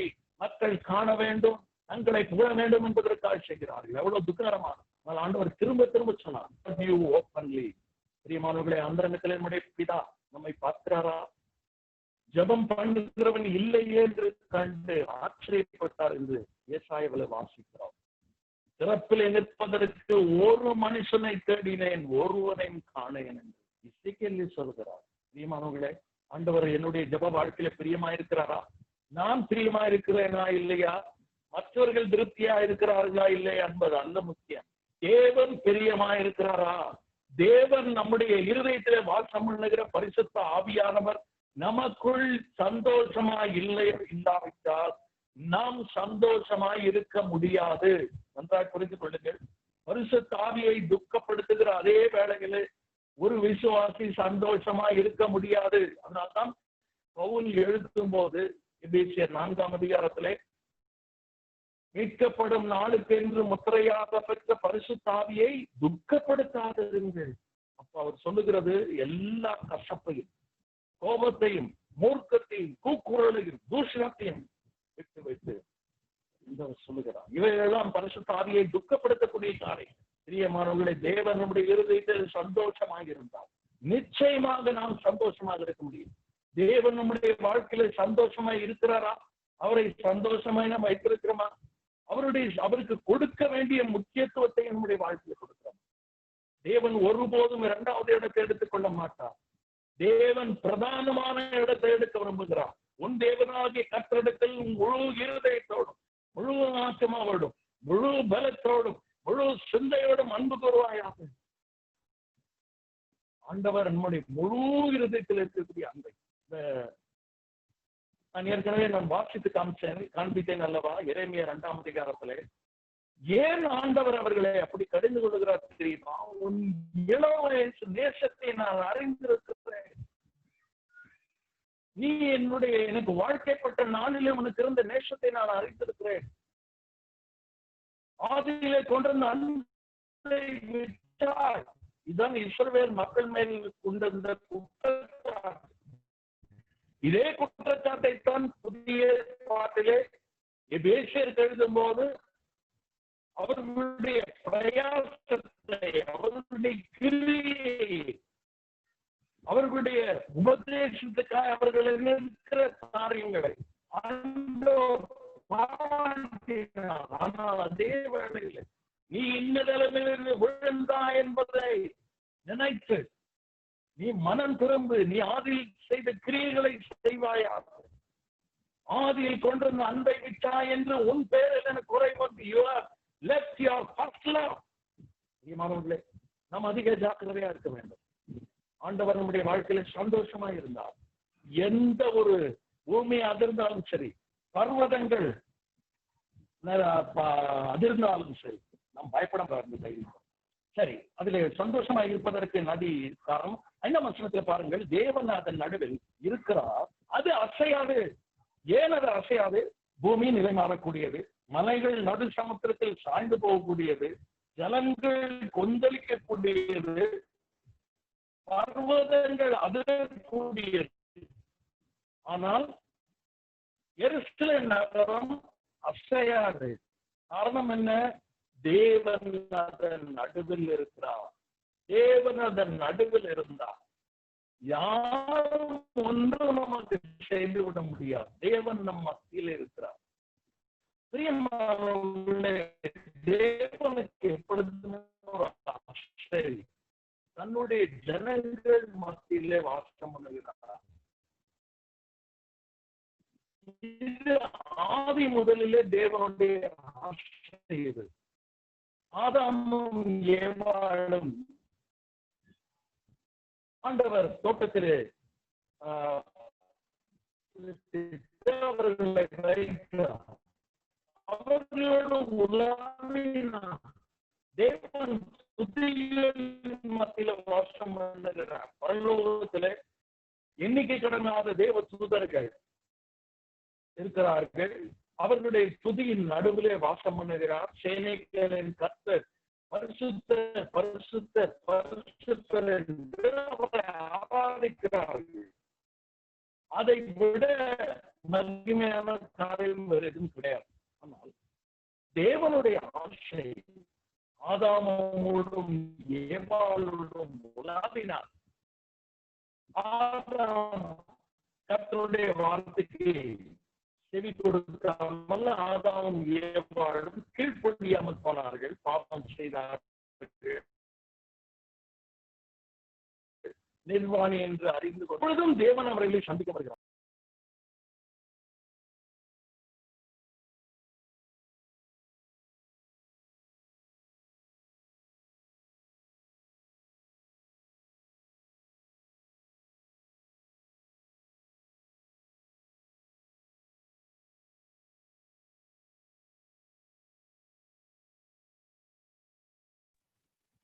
தேவன் அவர்களை துரத்த வேண்டியதாயிற்று, அவர்கள் பாவம் செய்தபடியினாலே.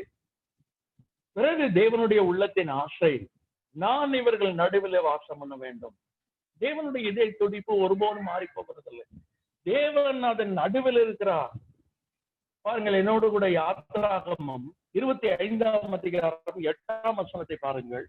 யாத்ராகமம் 25ஆம் அதிகாரம் 8ஆம் வசனம்.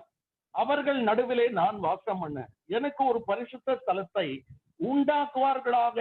Let them make me a sanctuary that I may dwell among them. இது தேவனுடைய ஆசை. இது எந்த சந்தர்ப்பத்தில் தேவன் சொல்லுகிறார்? இஸ்ரவேல் மக்கள் 400 ஆண்டுகளுக்கு மேலாக எகிப்திலே அடிமைகளாய் இருந்தார்கள். நமக்கு நன்றாய் தெரியும். தேவன் அவர்களை 10 வாதைகளினாலே மோசே என்ற ஒரு தலைவனை எழுப்பி அவர்களை விடுதலையாக்கி கொண்டு வருகிற வனாந்திரத்தில் அவர்கள் வருகிற வேளையிலே எல்லாரும் கூடாரங்களிலே வாசமா இருக்கிறார்கள். தேவன் பரலோகத்திலே சிங்காசனத்திலே விட்டிருக்கிறார், துதியின் மத்தியில வாசம் பண்ணுகிறார். ஆனால் ஜனங்கள் கூடாரங்களிலே வாசம் பண்ணினார்கள். அந்த வனாந்திரத்தின் உஷ்ணம், அந்த கூடாரம் கவர்ச்சிகரமான ஒரு கூடாரம் கிடையாது. ஆனால் தேவனுடைய ஆசை மாறவில்லை. மோசே, நான் அவர்கள் நடுவே வாசம் பண்ண வேண்டும், எனக்கு ஒரு வாசஸ்தலத்தை உண்டாக்கு, எனக்கு ஒரு கூடாரத்தை உண்டாக்கு. அவர்கள் தான் செய்ய வேண்டும். நீ மலையிலே உனக்கு காண்பிக்கப்பட்ட மாதிரியின்படி செய் என்று ஒரு மாதிரியை மலையிலே தேவனுக்கு காண்பித்தார். ஒரு கூடாரத்தை போட முடியாது சொன்னார். அதனுடைய வெளி கூடாரத்தை பார்ப்பீர்களான தகசு தோல் பார்ப்பதற்கு கவர்ச்சியா இருக்காது. உள்ளே தான் பொன்னினால் பல பனிமுட்டுகள் எல்லாம் இருந்தது. ஆனால் வெளியில தூரத்திலிருந்து தேவனுடைய அந்த ஆசீர்வாத கூடாரத்தை பார்ப்பீர்களானால் தகசு தோல். தகசு என்பது ஒரு மிருகம், அதனுடைய தோல். ஏனென்றால் கடுமையான வெயிலின் உஷ்ணம் உள்ளே போகக்கூடாது என்பதற்காக தேவன் அந்த தகசு தோலினாலே வெளியிலே மூடும்படியாக செய்கிறார். வெளியிலே பார்ப்பதற்கு கவர்ச்சி இல்லை, ஆனால் உள்ளே எல்லாமே அலங்காரமா இருக்கிறது. நம்முடைய ஆண்டவராக இயேசு கிறிஸ்து தான் எப்படி அன்றைக்கு பழைய ஏற்பாட்டிலே அந்த ஆசரிப்பு கூடாரத்தை செய்படி செய்தாரோ, பார்ப்பதற்கு அவரை பார்க்கும்போது விரும்பப்படத்தக்க ரூபம் அவருக்கு இல்லாமல் இருந்தது. ஆண்டவராக இயேசு கிறிஸ்து கவர்ச்சிகரமாக வந்தாரா? இல்லை. அவர் தமக்கு சொந்தமானதில் வந்தார், அவருக்கு சொந்தமானவர்களோ அவரை ஏற்றுக்கொள்ளவில்லை. பிரியமானவர்களே, அப்படித்தான் ஆசரிப்பு கூடாரத்தின் நடுவிலே இஸ்ரவேல் ஜனங்கள் வனாந்திரத்திலே உலாவுகிற வேளையெல்லாம் கர்த்தர் அவர்கள் நடுவிலே உலாவினார். என்ன நல்ல ஆண்டவர் இல்ல! பரலோகத்திலே சிங்காசனத்தை விட்டு யாராவது இந்த கூடாரத்திலே போய் வாசம் பண்ணுவார்களாம்? தேவன் வாசம் பண்ணினார். பிறகு இவர்கள் கானான் தேசத்தை சுதந்திரித்தார்கள். சவுல் ராஜா வருகிறான், அவன் இதை குறித்து கவலைப்படவில்லை. தாவீது வருகிறார். 2 சாமுவேல் 7ஆம் அதிகாரத்தை வாசிப்பீர்களானால், நான் கேதுர் மரங்களால் செய்யப்பட்ட வீட்டில் வாசமாய் இருக்கும் போது தேவனுடைய உடன்படிக்கை பெட்டி திரையின் நடுவில் இருக்கிறதே, அவருக்கு ஒரு வாசஸ்தலத்தை நான் கட்ட வேண்டும் விரும்பினார். கர்த்தர், நீ நிறைய ரத்தத்தை சிந்தினபடியால் நீ எனக்கு வாசஸ்தலத்தை கட்ட முடியாது, உன் கர்ப்ப பிறப்பான குமாரனை அதை கட்டுவான் என்று சாலமோன் காலத்திலே பிரியமானவர்களே வாசஸ்தலம் கட்டப்பட்டது. அங்கே தேவனுடைய மகிமை வாசஸ்தலத்தை நிரப்பிற்று என்று நாம் வாசிக்கிறோம். அன்றைக்கு ஏலியினுடைய குமாரனுடைய காலத்திலே மகிமை இஸ்ரவேலை விட்டு போய்விட்டது. ஆனால் அதே மகிமை சாலமோன் ஆலயத்திலே திரும்பி வந்து ஆலயத்தை நிரப்பிட்டு தேவனுடைய ஜனங்கள் நடுவில் வாசம் பண்ணினார். பிறகு தேசம் 2ஆக உடைந்தது. இஸ்ரவேல் ஜனங்கள் பாவம் செய்தார்கள், யூதா ஜனங்கள் பாவம் செய்தார்கள். ஆண்டவர் நேபுகாத்நேச்சருடைய கையிலே எருசலேம் தேவாலயத்தை ஒப்புக் கொடுத்தார். அவன் இடித்து போட்டான், தேவாலயத்தை சுட்டெரித்தான், பனிமுட்டைகளை எல்லாம் பாபிலோனுக்கு கொண்டு போனான். பிறகு 70 ஆண்டு காலம் கழித்து செருபாபேல் தலைமையிலே ஜனங்களை தேவன் திரும்ப எருசலேம் கொண்டு வருகிறார். எதற்கு? தனக்கு வாசஸ்தலத்தை கட்டுவதற்கு. ஜனங்கள் அஸ்திபாரம் போட்டார்கள், மிகவும் சந்தோஷப்பட்டார்கள். எதிர்ப்பு வந்தவுடனே தேவாலயம் கட்டுகிற பணி நிறுத்திவிட்டு அவன் தங்கள் வேலையை பார்க்க ஓடி போனான். ஆண்டவர் ஆகாய், சகரியா என்ற தீர்க்கதரிசிகளை எழுப்பி, என் வீடு பாழாய் கிடக்கும் போது நீங்கள் மச்சு பாவப்பட்ட வீடுகளில் குடியிருக்கும்படியான காலம் எதுவோ, உங்கள் வழிகளை சிந்தித்து பாருங்கள் என்று கர்த்தர் சொல்கிறார். நீங்கள் ஆலயத்தை கட்டுங்கள், மலையின் மேல் ஏறி மரங்களை வெட்டி கொண்டு வந்து என் ஆலயத்தை கட்டுங்கள், அதன் மேல் நான் பிரியமாயிருப்பேன், இன்று முதல் நான் உங்களை ஆசீர்வதிப்பேன் என்று கர்த்தர் சொன்னார். நிறைய பேர் வீட்டுல இந்த வசனத்தை மட்டும் மாத்திட்டு இருப்பாங்க. எந்த சந்தர்ப்பத்திலே யாருக்கு எதற்காக சொல்லப்பட்டது என்பதை அநேக நேரங்களில் அறியாமல் இருக்கிறோம். தேவனுடைய ஜனங்கள் மத்தியிலே தேவன் வாசம் பண்ணுவதற்கு தேவனுடைய ஜனங்கள் ஆலயத்தை கட்டும் போது மட்டுமே கர்த்தர் அதுக்கு ஆசீர்வாதத்தை கட்டளையிடுகிறார். தேவனுடைய ஆலயம் கட்டி முடிக்கப்பட்டது. பிறகு ஆண்டவராகிய இயேசு கிறிஸ்து தேவ ஆலயமாக நம் மத்தியிலே வந்து வாசம் பண்ணினார். He tabernacled among us. He dwelt among us என்று நாம் யோவான் 1:14 வாசிக்கிறோம். அதை இப்படி சொல்ல வேண்டும், He tabernacled among us. நம் மத்தியிலே வாசரிப்பு கூடாரமாக வந்து வாசம் பண்ணினார். கூடாரமாக, மாம்சம் என்ற கூடாரத்தின் வழியாக அவர் வந்து நம் மத்தியிலே வாசம் பண்ணினார். 33 ஆண்டு காலம் நம் மத்தியிலே சுற்றி திரிந்தவர் பரலோகம் போனார். பிறகு பரிசுத்த ஆவியானவரை அனுப்பி தனக்கு வாசஸ்தலத்தை கட்டினார். நாம் எபேசியர் 2ஆம் அதிகாரம் 22ஆம் வசனத்திலே, நீங்களும் அவர் மேல் ஆவியினாலே தேவனுடைய வாசஸ்தலமாய் கூட்டி கட்டப்பட்டு வருகிறீர்கள். You are built together as a habitation of God through the Spirit. இன்றைக்கு தேவனுடைய வாசஸ்தலம் நாமே. சபைதான் தேவனுடைய வாசஸ்தலம். பிரியமானவர்களே, தேவன் நம் மத்தியிலே இருக்கிறார். எங்கே 2 பேராவது 3 பேராவது கூடியிருக்கும் போது தேவன் நம் மத்தியில இருக்கிறான். தேவன் நம் மத்தியில வாசம் பண்ணுகிறான். ஒரு நாள் வரும், அன்றைக்கு திருச்சபை தன்னோடு கூட எடுத்துக்கொள்வோம். அன்றைக்கு தேவனுடைய சமூகத்திலே நாம் இருப்போம். வெளிப்படுத்தின விசேஷம் 21ஆம் அதிகாரம் 3ஆம் வசனத்திலே, இதோ மனுஷர்கள் நடுவில் தேவனுடைய வாசஸ்தலம் இருக்கிறது, தேவன் அவர்கள் நடுவில் வாசமாயிருப்பார். தேவன் அவர்கள் தேவனாயிருப்பார். அவர்கள் கண்ணீரை எல்லாம் துடைப்பார் என்று வாசிக்கிறார். ஆதியாகமம் தொடங்கி வெளிப்படுத்தின விசேஷம் வரை ஒரு தீம், ஒரு கருப்பொருள் கடந்து செல்லுமானா பிரியமானவர்களே, அது தேவனுடைய வாசஸ்தலம். தேவன் தன்னுடைய ஜனங்கள் மத்தியிலே வாசம் பண்ண விரும்புகிறான். நிறைய நேரங்களிலே பிரியமானவர்களே, நம்முடைய சபைகளிலே ஆராதனை நடக்கும் போது எவ்வளவு ஒழுங்கீனமாய் நாம் நடந்து கொள்கிறோம். நான் ஏன் இதை சொல்லுகிறேன்? பிரியமானவர்களே, தேவன் நம் மத்தியிலே வாசம் பண்ணுகிறார். நிறைய நேரங்கள் அதை நாம் உணர்கிறது இல்லை. அப்பொழுதுதான் சிலர் நடப்பார்கள், கண்களை திறப்பார்கள், பேசிக் கொண்டிருப்பார்கள். ஒரு சகோதரன் ஜபிக்கிற வேளையிலே மற்ற எல்லா சகோதர சகோதரிகளும் தலை வணங்கி கண்களை மூடி இருக்கிற அந்த வேளையில எவ்வளவு ஒழுங்கீனமாய் நாம் நடந்து கொள்கிறோம். நாம் விசுவாசிக்கிறோம் தேவன் நம் மத்தியில இருக்கிறார் என்று, ஆனால் செயல்களினாலே அதை மறுதலிக்கிறோம்.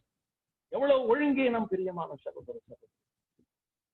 தேவன் நம் மத்தியிலே வாசம் பண்ணுகிறார். பாருங்கள், இங்கே தேவன் அதன் நடுவில் இருக்கிறார். அதனால்தான் அது அசையாது. நான் என் சபையை கட்டுவேன், பாதாளத்தின் வாசல்கள் அதை மேற்கொள்வதில்லை என்று கர்த்தராகிய இயேசு கிறிஸ்து சொன்னார். சபை யாருடையது? கர்த்தராகிய இயேசு கிறிஸ்துவுடையது. பாதாளத்தின் வாசல்கள் அதை மேற்கொள்ளாது. காரணம் என்ன? தேவன் அதன் நடுவில் இருக்கிறார். சபை தேவனுடைய வாசஸ்தலம். தேவன் உன்னதமானவர். பரிசுத்த ஸ்தலத்திலே துதிகளின் மத்தியிலே வாசம் பண்ணுகிற ஆண்டவர் தன்னுடைய ஜனங்கள் நடுவிலே வாசம் பண்ணுகிறார். பிரியமான சகோதர சகோதரிகளே, நமக்கு பய பக்தி அவசியம். நிறைய இடங்களிலே நான் இதை சொல்லி இருக்கிறேன். பிரசங்கம் பண்ணுகிற வேளையிலே, ஜபம் பண்ணுகிற வேளையிலே மக்கள் ஒழுங்கீனமாய் இருக்கும் போது அதை சொன்னால், இவர் ஒரு ஸ்ட்ரிக்ட் பிரீச்சர் என்று எனக்கு பெயர் வைத்திருக்கிறார்கள். எனக்கு நீங்கள் பயப்பட வேண்டிய அவசியம் இல்லை. எது சரியானது என்றால், தேவன் நம் மத்தியில் இருப்பது, நாம் விசுவாசிப்பது உண்மையானால் அதை நடைமுறை வாழ்க்கையில செய்து காண்பிப்பதுதான் சாதாரணமானது. நாம் நடந்து கொள்வது அசாதாரணமானது. பிரியமானவர்களே, தேவன் அதன் நடுவில் இருக்கிறது என்ன செய்கிறார்? அதிகாலையிலே அதற்கு சகாயம் பண்ணுவார். என்ன அதிகாலையில சகாயம் பண்ணுவார்? இன்னொரு சங்கீதத்தை நாம் வாசிக்கலாம். 30ஆம் சங்கீதம் 5ஆம் வசனத்தை வாசிக்கலாம். 30ஆம் சங்கீதம் 5ஆம் வசனம். அவருடைய கோபம் ஒரு நிமிஷம், அவருடைய தயவோ நீடிய வாழ்வு. சாயங்காலத்திலே அழுகை உண்டாகும். எப்போ அழுகை உண்டாகும்? சாயங்காலத்தில். விடியற் காலத்திலே களிப்பு உண்டாகும். விடியற் காலத்திலே களிப்பு உண்டாகும். Weeping may be there in the night, but in the morning there will be joy. தேவனுக்கு கோபம் ஒரு நிமிஷம் தான். அந்த ஒரு நிமிஷ கோபத்தை தாங்க முடியாது. ஆனால் அவருடைய தயவோ நீடிய வாழ்வு. பிரியமானவர்களே, அதனால்தான் அதற்கு அதிகாலையில தேவன் அதற்கு சகாயம் பண்ணுவான்.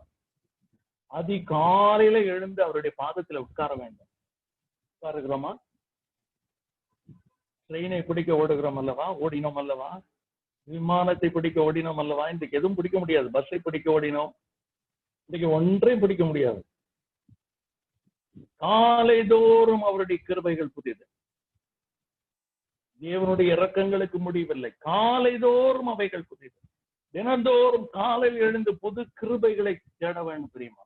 காலை வேளையிலே எழுந்து தேடுகிற மனிதன் தான் தேவனுடைய கிருபையை அதிகமாக பெற்றுக்கொள்ள முடியும்.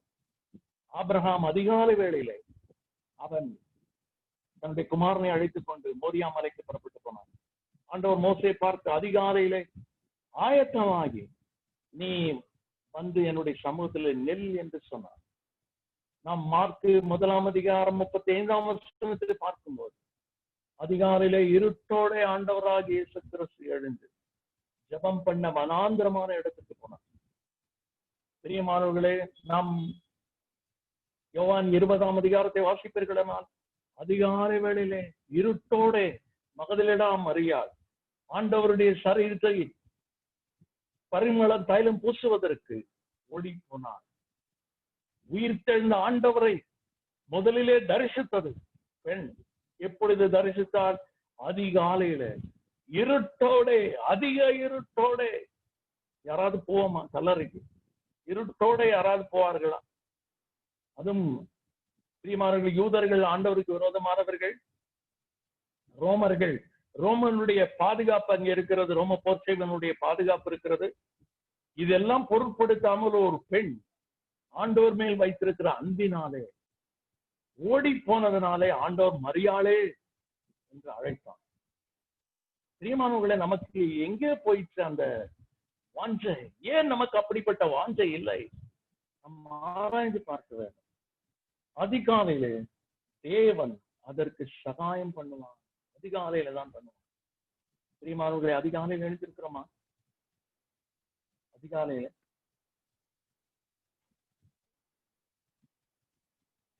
சரி. அடுத்து நம்ம என்ன வாசிக்கிறோம்? நேரம் ஓடிக்கொண்டே இருக்கிறது. ஜாதிகள் கொந்தளித்தது, ராஜ்யங்கள் தத்தளித்தது, அவர் தமது சத்தத்தை முழங்க பண்ணினார், பூமி உருகி போயிற்று. ஜாதிகள் கொந்தளித்தது. நம் 2ஆம் சங்கீதத்துல வாசிக்கிறோம். ஜாதிகள் கொந்தளித்து விருதா காரியங்களை சிந்திப்பானே. அவர்கள் ஆண்டவருக்கு விரோதமாக, அவர் அபிஷேகம் பண்ணினருக்கு விரோதமாக கூட்டம் கூடினார்கள். இதே காரியம்தான் புதிய ஏற்பாட்டிலே அப்போஸ்தலர்கள் 4ஆம் அதிகாரத்திலே 25 27 வசனம் வரை புதிய ஏற்பாட்டிலே விசுவாசிகள், பிரியமானவர்களே, இதே வசனத்தை மேற்கோள் காட்டி பேசுகிறதை பார்க்கிறோம். எப்படி கர்த்தராகிய இயேசு கிறிஸ்துவுக்கு விரோதமாக, தேவனுக்கு விரோதமாக ஜனங்கள் கூட்டம் கூடி அவருக்கு விரோதமாக சதி செய்து கொலை செய்தார்கள் என்பதை இந்த 2ஆம் சங்கீதத்தை மேற்கோள் காட்டி அவர்கள் பேசுகிறார்கள். தாவீது அதை முன்னமாகவே தீர்க்க தரிசனமாக உரைத்திருக்கிறார் என்று அவர்கள் சொன்னார்கள். இங்கே கூட வாசிக்கிறோம், ஜாதிகள் கொந்தளித்தது, ராஜ்யங்கள் தத்தளித்தது, அவர் தமது சத்தத்தை முழங்க பண்ணினார். 29ஆம் சங்கீதத்தை படியுங்கள். பிரியமானவர்களே, பூமி உருகி போயிற்று. நாம் 2 பேதுரு 3ஆம் அதிகாரம் 10ஆம் வசனத்திலே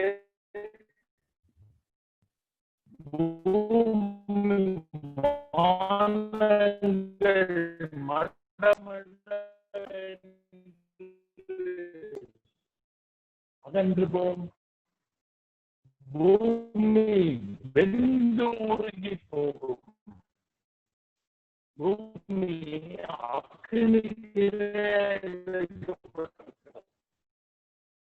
இந்த பூமி இழக்கப்பட்டிருக்கிறது. இந்த பூமிக்கு நல்ல எதிர்காலம் இல்லை, அக்கினிப்பட்டிருக்கிறது. பிரியமானவர்களே, வானம் மடமடந்து அகன்று போகும், பூமி வெந்துருகி போகும். இவைகளெல்லாம் இப்படி நடக்கிறபடி நாம் எவ்வளவு பரிசுத்தம் நடக்க உடையவர்களாக இருக்க வேண்டும் என்று பேதுரு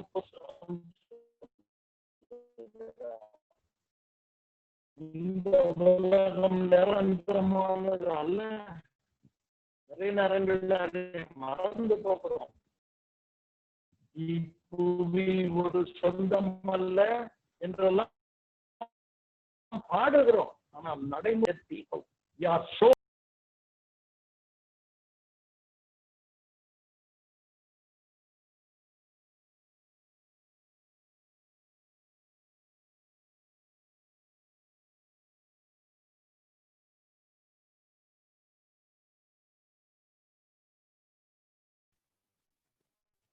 பரலோகமே என் சொந்தமே என்று காண்பே. பிரியமானவர்களே, இது அன்றாடம் பாட வேண்டிய பாடல். இந்த பூமி அக்கினிக்கு இரையாக வைக்கப்பட்டிருக்கிறது. இந்த பூமி நமக்கு நிரந்தரமான ஒரு உலகம் அல்ல. நம்முடைய குடியிருப்பு பரலோகத்தில் இருக்கிறது. அங்கிருந்து கர்த்தராகிய கிறிஸ்து நம் ரட்சகர் வர எதிர்பார்த்து கொண்டிருக்கிறோம். பிரியமானவர்களே, இப்படிப்பட்ட நம்பிக்கை நமக்கு இருக்குமானால் இந்த பூமியில நடக்கக்கூடிய எந்த ஒரு காரியம் நமக்கு பாதிப்பை ஏற்படுத்தால் நாம் கலங்க மாட்டோம். சேனைகளின் கர்த்தர் நம்மோடு இருக்கிறார். யாக்கோபின் தேவன் நமக்கு உயர்ந்த அடைக்கலமான சேனைகளின் கர்த்தர் என்ற பதத்தை கர்த்தருக்கு சுத்தமானால் அடுத்த வாரத்தில் சிந்திக்கலாம். இங்க 2 வார்த்தை கர்த்தர் பயன்படுத்தி இருக்கிறார். ஒன்று சேனைகளின் கர்த்தர், இன்னொன்று யாக்கோபின் தேவன். அவர் சேனைகளின் கர்த்தர் என்பது நமக்கு நன்றாய் புரியும். ஏனென்றால் அவருக்கு நிறைய சேனைகள் இருக்கிறது. ஆகவே அவர் சேனைகளின் கர்த்தர். ஆனால் அவர் யாக்கோபின் தேவன் என்று தன்னை அழைக்கிறார். யாக்கோபு யார்? யாக்கோபு என்ற பெயரினுடைய அர்த்தம் சப்ளான்டர், டிசீவர், வஞ்சிக்கிறவன் என்பது தன் சகோதரனுடைய காலை பிடிக்கக்கூடியவன் என்கிறார். தேவன் யாக்கோபின் தேவன் என்று அழைக்கப்படுவதற்கு அவர் வெட்கப்படுகிறவர் அல்ல. யாக்கோபு என்ற பெயருடைய அர்த்தம் என்ன? வஞ்சிக்கிறவன், ஏமாற்றுகிறவன். அவர் நாம் பாவிகள், நம்முடைய தேவன். அவர் சேனைகளின் கர்த்தர் மட்டுமல்ல, அவர் யாக்கோபின் தேவன். நமக்கு அடைக்கலமானவர் மட்டுமல்ல, ஈஸ் அவர் ஹை டவர், உயர்ந்த அடைக்கலம். முதலில் இந்த வசனம் ஆரம்பிக்கும் போது சங்கீதம் நமக்கு அடைக்கலம் என்று ஆரம்பித்தது. ஆனால் முடியும் போது உயர்ந்த அடைக்கலமானவர், ஈஸ் அவர் ஹை டவர். மேல இருந்து கூட யாரும் நம்மை தாக்க முடியாது. High tower.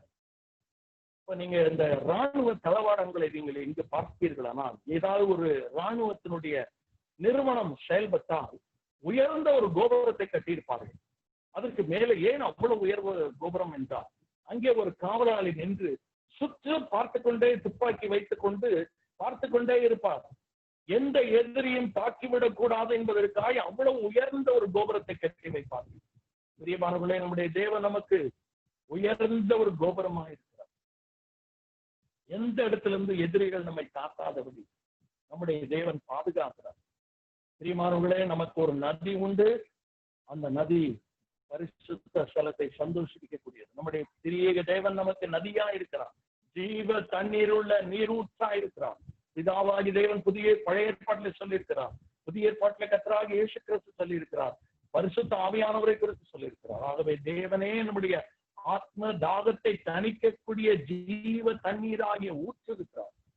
பிரியமானவர்களே, அது மட்டுமல்ல, தேவன் அது நடுவில் இருக்கிறார். நம்ம நடுவில் இருக்கிறார், நம்மோடு இருக்கிறார், நமக்குள்ளே வாசம் பண்ணுகிறார். நாம் எப்பொழுதெல்லாம் கூடி வருகிறோமோ நம் மத்தியில் இருக்கிறார். தேவனுடைய வாசஸ்தலம் இருக்கிறது. ஆகவே அந்த பயபக்தி நமக்கு வேண்டும். யாரும் சபையை அசைத்து விட முடியாது. அதிகாலையிலே அவர் சகாயம் பண்ணும். அதிகாலையில் எழுந்திருக்கிற பழக்கம் இருக்கிறதா? இல்லாவிட்டால் இன்றிலிருந்து ஏற்படுத்திக் கொள்வோம். நாளை இருக்கிறது. பிரியமான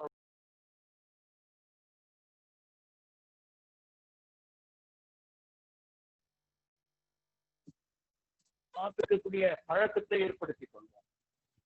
யாக்கோபின் தேவன் நமக்கு உயர்ந்த அடைக்கலமானவர். கர்த்தர் தாமே பிரியமானவர்களே நமக்கு கிருபை தருவாராக.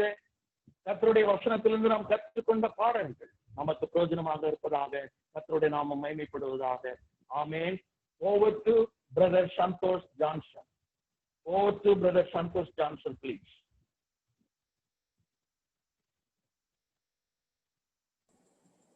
Brother Santosh Johnson, please.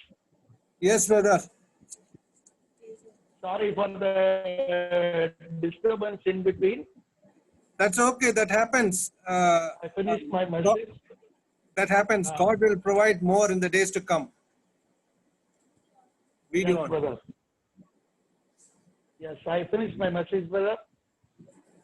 Yes, on the video.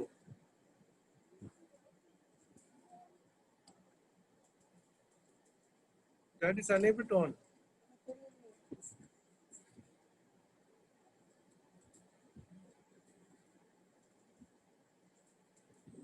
Praise be to God. Thank you all for once again joining in and bearing with all the difficulties. Yet God is mighty and good, and I thank Brother Kumaravel for taking so much pain and giving the word, telling so much from the word of God in Psalm 46 especially. How today from verses 4 to verse 7, how the living word should enable us to give joy in our heart, how the living word should be able to use us for his glorious works. Next, we have seen the presence of God. We have to always have that kind of attitude and that kind of approach in our life. The presence of the living God amidst us, so that God's name may be glorified through us. And also, we should get up early in the morning and go to the Word of God, go to God in prayer, go to look unto God in prayer. We see the Lord Jesus Christ going to early in the morning many times and praying. And we have seen very many other examples from the Word of God where early in the morning people went to God. Then we have seen the Lord is a high tower for us, and we are able to stand on that high tower and see our enemies to defend ourselves for the God's glory. Today also we have seen some valuable points and verses across the Word of God. We glorify God for that. May God use Brother Kumaravel in a very blessed way in the days and weeks and months and years to come, God willing, so that the Lord's name may be glorified. Thank you, Brother Kumaravel, for your blessed message. We thank God for whatever has come to us. We know it is difficult, yet we thank God for all this what He is doing through you. Now, we also thank each one of you for being with us and listening to the Word of God keenly. We praise God for each one of you, and may you also dwell deep into the Word of God in the days to come. We glorify God for all of you. And now for the closing prayer, we call upon Brother Tommy Kuriakos from Chidambaram district. Brother Tommy Kuriakos from Chidambaram district. Please close in with the word of prayer. Unmute. Yes. Can you hear me, brother? Yes, I can hear you. We can Hello? hear you. Okay. Let's pray. அன்புள்ள கர்த்தாவே, கிருபையுள்ள ஆண்டவரே, மகிமையும் மாட்சிமையும் வல்லமையும் நிறைந்த கர்த்தாவே, ஆசீர்வதிக்கப்பட்ட இந்த மாலை வேளைக்காக நாங்கள் நன்றி செலுத்துகிறோம், ஸ்தோத்திரிக்கிறோம்.